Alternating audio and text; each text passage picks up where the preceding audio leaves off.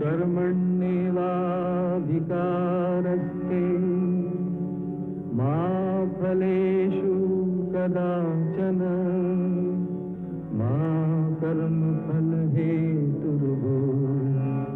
मा ते संगोऽस्त्वविकर्मणि।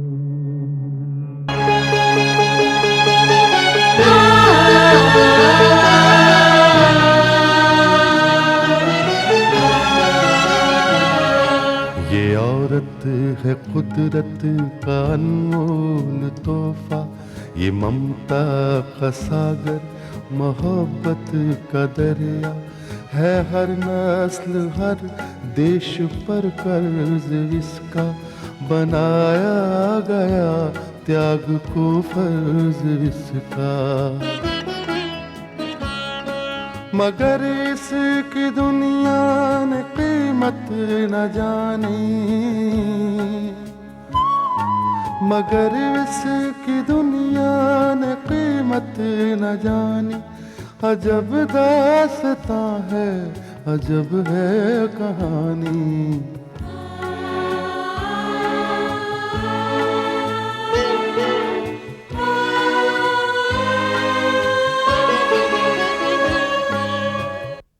अदालत से बरी होने के बाद अंजू प्रगति और राजेंद्र कुमार की शुक्रगुजार है। राजेंद्र कुमार उससे अपनी फीस भी नहीं लेता। अदालत की जज इन तीनों को अपनी चैम्बर में बुलाती है और उन्हें मुबारकबाद देती है और ये भी कहती है कि उन औरतों को जो अपने पति को परमेश्वर मानती हैं, ये भी सोचना चाहिए कि उनके पति अपने को परमेश्वर कहलाए जाने के लायक भी हैं या नहीं। अंजू को इंसाफ दिलवाने के लिए वो प्रगति की तारीफ भी करती है। राजेंद्र कुमार भी प्रगति की तारीफ करता है और उसे चाय के लिए अपने घर बुलाता है। प्रगति उसकी दावत कबूल करती है, लेकिन पहले उसे अंजू के रहने का इंतजाम करना है।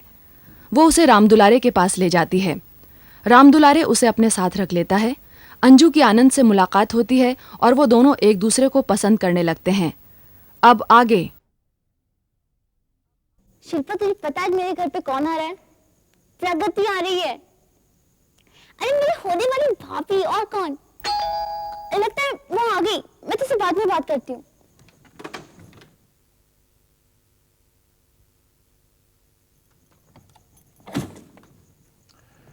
हेलो रूपा बेटे। हेलो।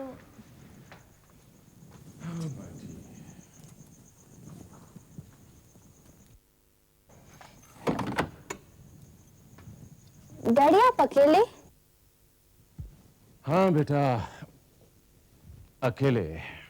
लेकिन डैडी, आज आप प्रगति को लाने वाले थे ना? हाँ बेटा, लाने वाला तो था, लेकिन ला नहीं सका। अच्छा डैडी, आपके वो केस का क्या हुआ? बेटे, केस हम जीत गए। अंजू फांसी की सजा से बच गई और अदालत ने उसे बाइज्जत बरी कर दिया। ये तो बड़ी अच्छी बात है। हाँ बेटे। तो फिर इस अच्छी खबर पर प्रगति क्यों नहीं आई? बात तो है बेटे। बात दरअसल ये है कि प्रगति इंसान नहीं बल्कि एक देवी है।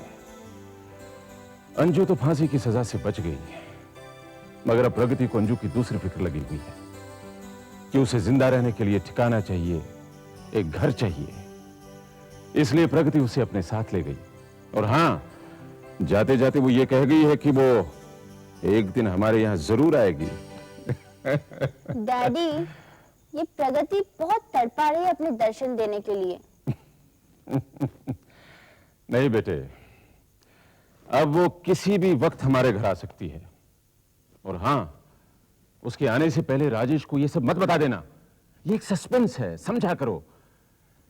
आखिर हमें उसको एक सरप्राइज भी तो देना है, और इसलिए तुम ये बात अपने तक ही रखना।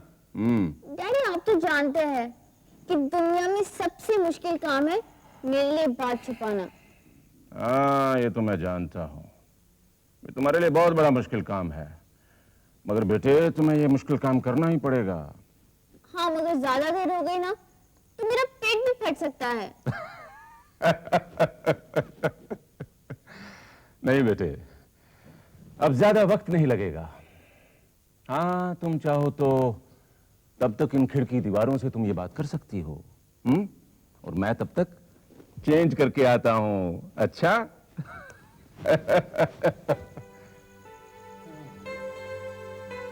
लगता है अब यही करना पड़ेगा। अपने दिल का बोझ हल्का करने के लिए मुझे दीवारों से ही बात करनी पड़ेगी।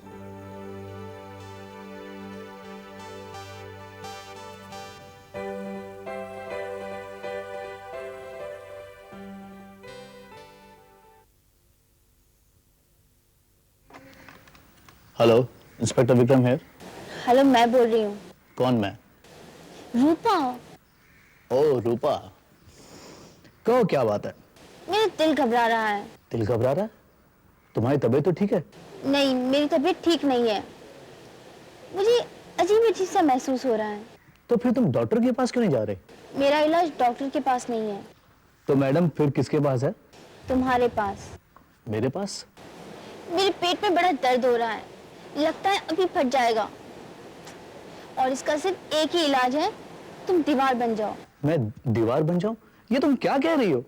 हाँ, दीवार जो कुछ नहीं कहती, चुपचाप खड़ी होकर खामोशी से सुनती रहती है। सुन रहे हो ना? हाँ हाँ मैं सुन रहा हूँ, तुम आगे बोलो। हाँ तो सुनो, प्रगति मिल गई है और वो कभी भी घर आने वाली है। मगर रूपा तुम... अरे मेरे पेट का दर्द तो खत्म हो गया। अच्छा तो मैं फोन रखती हूँ। हेलो रूपा, एक मिनट। रूपा, दीवार बनने के लिए थैंक यू। Okay bye.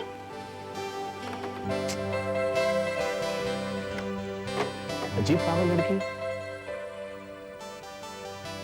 मगर ये प्रगति को कैसे जानती है? लगता है कि अब मैं पागल हो जाऊंगा।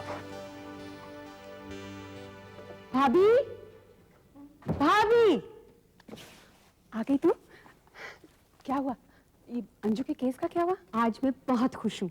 अंजू जेल से रिहा हो गई और उसकी जान भी बच गई। हमारे वकील साहब ने इतनी अच्छी तरह से जिरह की ना कि अंजू फांसी के फंदे से मुक्त हो ही गई, लेकिन उसकी बाकी की सजा भी माफ हो गई। और जानती हो भाभी, उसके बाद जज साहब ने हमें अपने चेंबर में बुलाया और हमारी बहुत तारीफ की और हमने उनके साथ चाय भी पी। है ना खुशी की बात? सचमुच बहुत ही खुशी की बात है। वैसे प्रगति, एक खुशखबरी मैं भी तुम्हें देना चाहती हूँ। अच्छा, कैसी खुशखबरी? प्रगति, तुम्हारे विकास भैया आज जेल से रिहा होकर आने वाले हैं। क्या? अरे हमें उन्हें लेने जाना पड़ेगा। भाभी, सचमुच ये खबर सबसे बड़ी है। क्या मैं भी चल सकती हूँ? और नहीं तो क्या। अरे तू नहीं चलेगी तो भला मैं क्या जवाब दूंगी तेरे भैया? भाभी, जिंदगी भी क्या क्या रंग दिखाती है। सचमुच जिंदगी के दो ही रंग तो होते हैं, एक सुख का और एक दुख का। लेकिन कितना फर्क है दोनों में। खुशी के पल तो जैसे पार लगाकर उड़ जाते हैं, समय का पता ही नहीं चलता। लेकिन दुख का एक एक पल पहाड़ के समान होता है, जो काटे नहीं करता। बस इंसान सब्र करने के अलावा और कुछ भी नहीं कर सकता। लेकिन भाभी, कहते हैं ना कि सब्र का फल मीठा होता है, और आज भगवान ने तुम्हें सब्र का ही फल दिया है। अब देखो ना, इतनी बड़ी खुशी के मौके पर हम ऐसी संजीदा बातें कर रहे हैं। चलो भैया के पास चलते हैं। चल।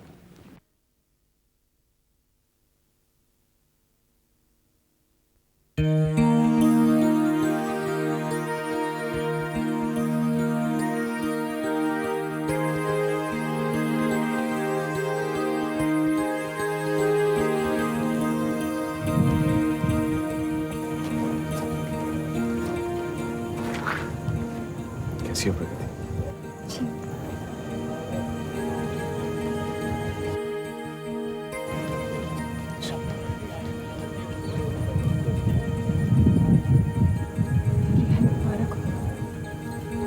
Thank you.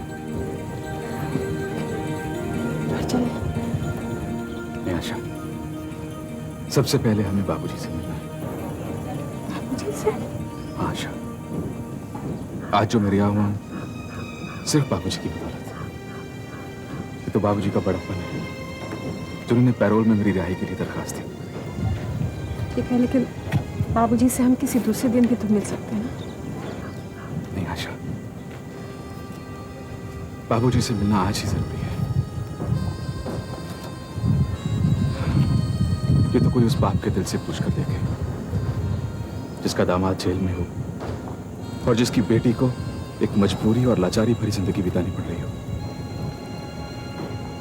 बाबूजी ने मुझे रिहा करवाने के लिए जी जान से मेहनत की, और आशा तुम्हें भी मेरे साथ चलना होगा।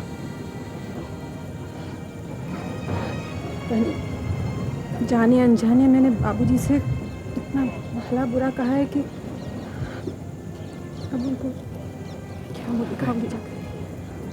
भाभी, वो तुम्हारे पिता हैं। पिता के पास जाने के लिए बच्चों को कैसा शर्म। आशा, प्रगति ठीक कर रही है। ठीक है, जैसा आप ठीक समझिए।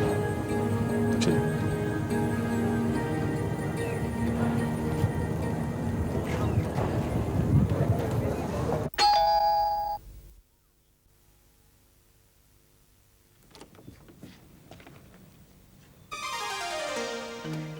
आओ आओ आओ आओ। अरे अरे बेटी, अरे बेटी, ये क्या कर रहे हो तुम? बाबूजी, कभी कभी जिंदगी में इंसान से ऐसी गलतियां हो जाती हैं जिसका अंजाम बहुत सारी मुश्किलें और मुसीबत होता है। मैंने आपका बहुत दिल दुखाया बाबूजी। विकास बेटे, अब मुझे तुमसे कोई शिकायत नहीं है। हर इंसान गलती करता है, तुमने भी की थी, उसकी सजा भी मिली तुम्हें। लेकिन पश्चाताप की जो आग तुम्हारे दिल में जली, उसने तुम्हारे तमाम गुनाहों को जला कर रख दिया। तुमने सजा नहीं भुगती, प्रायश्चित किया है तुमने अपने गुनाहों का। और जो इंसान अपने गुनाहों पर पछताए, उसे तो भगवान भी माफ कर देता है। बाबूजी, आज मुझे जो रिहाई नसीब हुई है वो सिर्फ आपकी बदौलत है बाबूजी।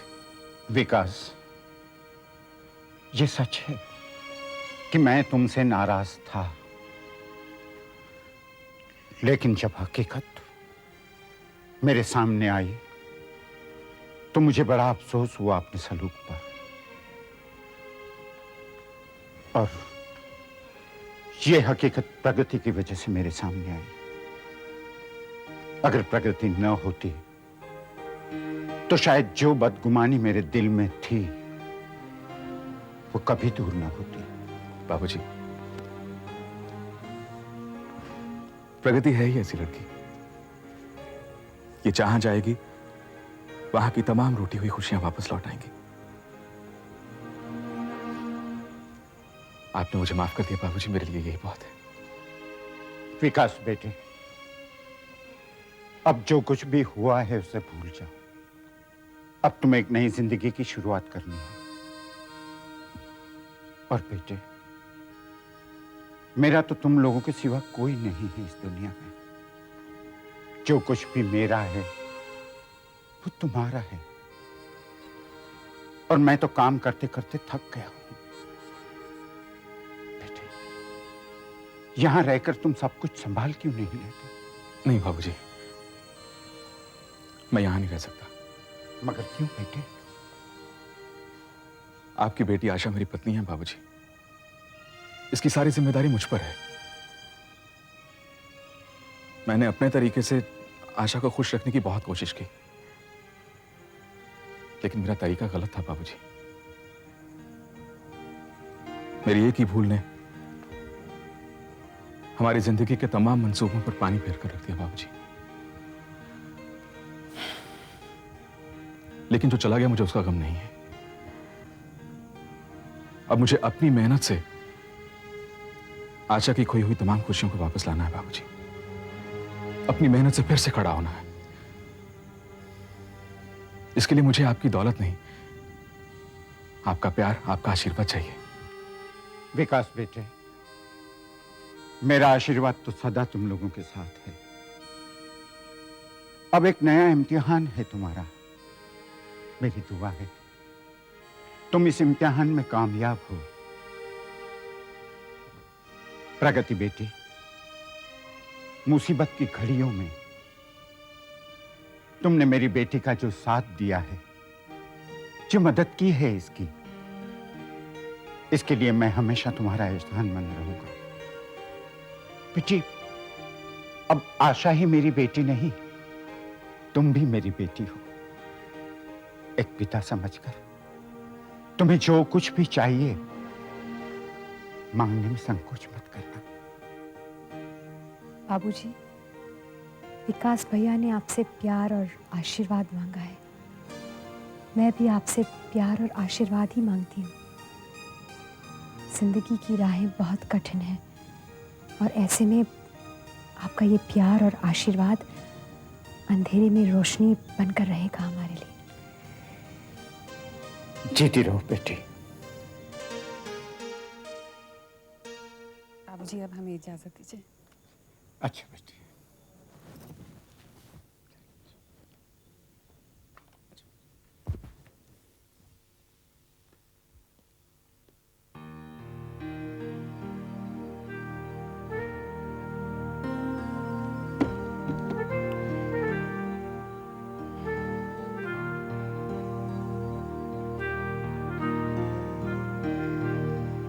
भगवान तुम लोगों को खुश रखे।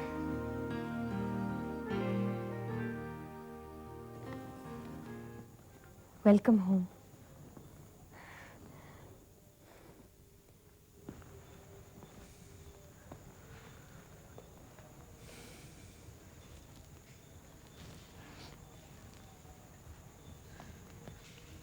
प्रगति, मैं जब जेल में था और मुझे पता चला कि मेरा घर बार सब कुछ लूट गया है, तबाह हो गया है, और आशा को सिर्फ मेरी वजह से वो आलीशान घर छोड़कर एक गंदी बस्ती में रहना पड़ रहा है, तो मैं बहुत पछताया। मैंने अपने आप को बहुत कोसा। पर जब मुझे पता चला कि तुम आशा के साथ हो और आशा तुम्हारे साथ तुम्हारे घर में रह रही है, तो सचमुच मुझे बहुत हिम्मत मिली। बहना, जो कुछ तुमने हमारे लिए किया है वो तो कभी अपने भी नहीं करते। तो क्या आप मुझे गैर समझते? अरे पगली, तुम्हें मैं गैर कैसे समझ सकता हूं? हाँ, लेकिन तुम्हारे सामने आते ही मेरी शर्मिंदगी का एहसास बढ़ जाता है, क्योंकि मैंने तुम्हें जुर्म के ऐसे काले अंधेरे में फेंक दिया था जहां से निकलना किसी भी इंसान के लिए नामुमकिन था। लेकिन ये तुम्हारी सच्चाई की ताकत थी प्रगति, जिसने तुझे इस अजाब से बाहर निकाल दिया। मैं तो ये सोचता हूं कि अगर तुम ना होती तो आशा का क्या होता, मेरी बच्ची पिंकी का क्या होता। विकास भैया, आप अभी भी उन बातों के बारे में सोच रहे हैं?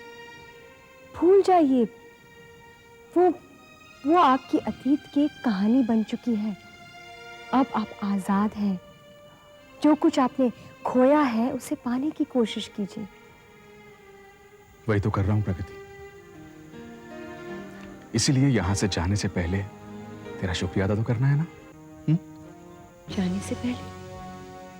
हाँ भाई, एक बहन के घर में भाई कैसे रह सकता है? बड़ी अच्छी बात कही आपने। अगर मैं भाई होती मेरे घर में रहते, लेकिन क्योंकि मैं बहन हूं आप मेरे घर में नहीं रह सकते। आप इस समाज के उन मर्दों में से है जो बेटे के जन्म पर जश्न मनाते हैं, लेकिन बेटे के जन्म को मनहूस समझते हैं।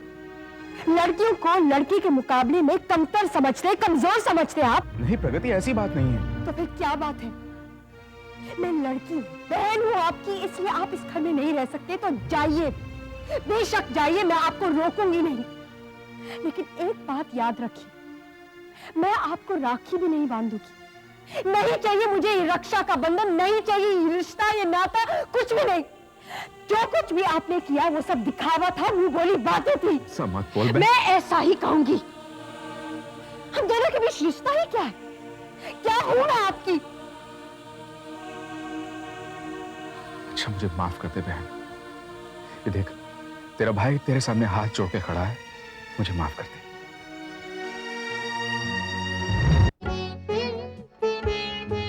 है दुनिया में इंसाफ की ये निशानी, अजब दास्तां है, अजब है कहानी।